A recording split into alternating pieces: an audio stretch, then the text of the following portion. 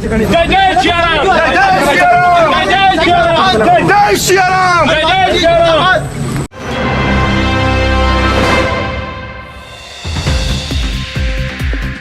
38 साल से राम मंदिर के लिए प्राण प्रण से लड़ रहा संघ परिवार। हाँ, ये आरएसएस मोदी का कार्यक्रम है। सैकड़ों हजारों की तिल तिल साधना, बलिदान, परिश्रम का प्रतिफल है प्राण प्रतिष्ठा राम मंदिर।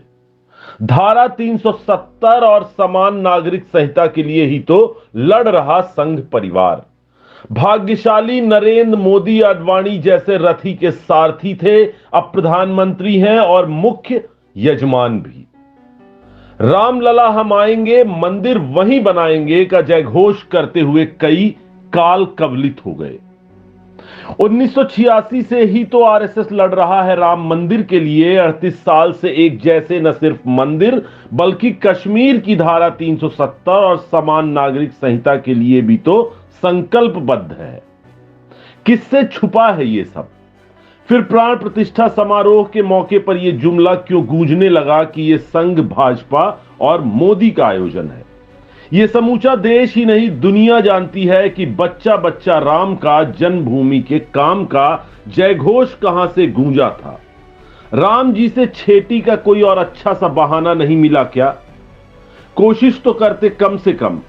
यह क्या 90 के दशक का बयान 34 साल बाद 2024 में फिर से दोहराने लगे?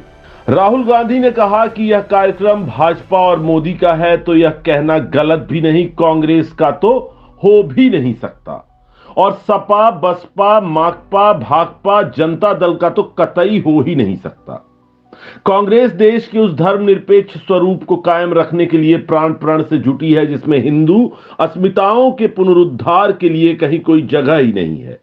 भाजपा ने सनातन मान बिंदुओं के पुनरुत्थान का बीड़ा हिंदुओं के लिए ही उठाया, वो भी उसी तरह राम जी के लिए प्राण प्रण से जुटी थी जैसे कांग्रेस उसे सांप्रदायिक दल के तमगे के साथ अछूत करार देने में निमग्न थे।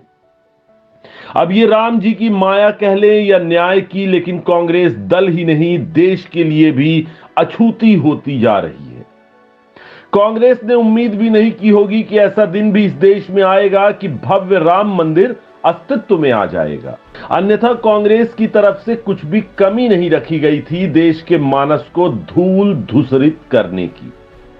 संघ परिवार तो अपने शैशव काल से ही कांग्रेस की नजरों में खटक गया था। कालांतर में कांग्रेस इस परिवार को खलनायक करार देने में भी कामयाब हो गई थी। आरएसएस और उसके अनुसांगिक संगठनों पर 3-3 बार प्रतिबंध भी लगवाया, लेकिन आरएसएस को एक संगठन और भाजपा को एक राजनीतिक दल मानने की भूल कर बैठे, जिसके लिए राजनीति और सत्ता साध्य नहीं महज साधन मात्र है। अब आप ही देख लीजिए, इन लोगों ने सत्ता को साधन मात्र मानकर कितना बड़ा काम कर दिया। इसकी कल्पना तो औसत हिंदुओं को भी नहीं थी कि उनके जीते जी भगवान श्री राम का मंदिर अयोध्या में उसी स्थान पर बनेगा जहां बाबर का कभी दंभ खड़ा था। कांग्रेस ने राम मंदिर के खिलाफ जिस तरह से षड्यंत्र किया, ऐसे में उसका अयोध्या न जाना ही सर्वथा उचित है। सपने को साकार करने में कितने ही काल कवलित हो गए लक्ष्य संधान की साधना करते करते।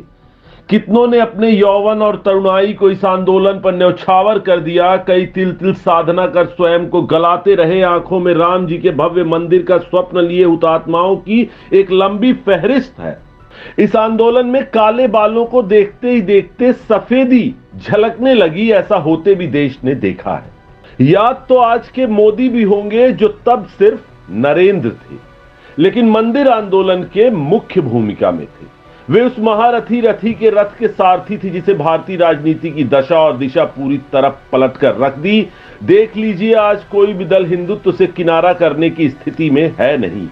देश की राजनीति की धुरी हिंदुत्व के इर्द गिर्द आकर खड़ी हो गई है। मंदिर मंदिर डोलते इन दलों को राजनीति का नफा नुकसान बयानबाजी तो करवा ही रहा है, लेकिन इनका अंतर्मन जानता है कि इसका परिणाम होना क्या है। परिणाम बताने के लिए 2024 नजदीक है और कांग्रेस का आरोप है कि न कि मोदी और संघ ये सब आने वाले चुनाव में लाभ लेने के लिए कर रहे हैं। सही है आपकी बात, हमारा भी कांग्रेस से एक ही है सवाल, और हो भी क्यों ना। 4 राज्यों की सरकारें किसकी भंग हुई थी? किसके सिर फूटे थे पुलिस की लाठियों से? 1989, 90 और 92 में कौन पहुंचा था देश भर से दल भल इकट्ठा कर अवधपुरी? किसने की थी जेल यात्राएं? पुण्य पवित्र सरयू में लाश बनकर कौन था तैरा? राम जी के लिए यह सब पुरुषार्थ इनका ही है ना? तो फिर कार्यक्रम आरएसएस, मोदी और भाजपा का क्यों नहीं होगा? जरूर होगा, जरूर होगा।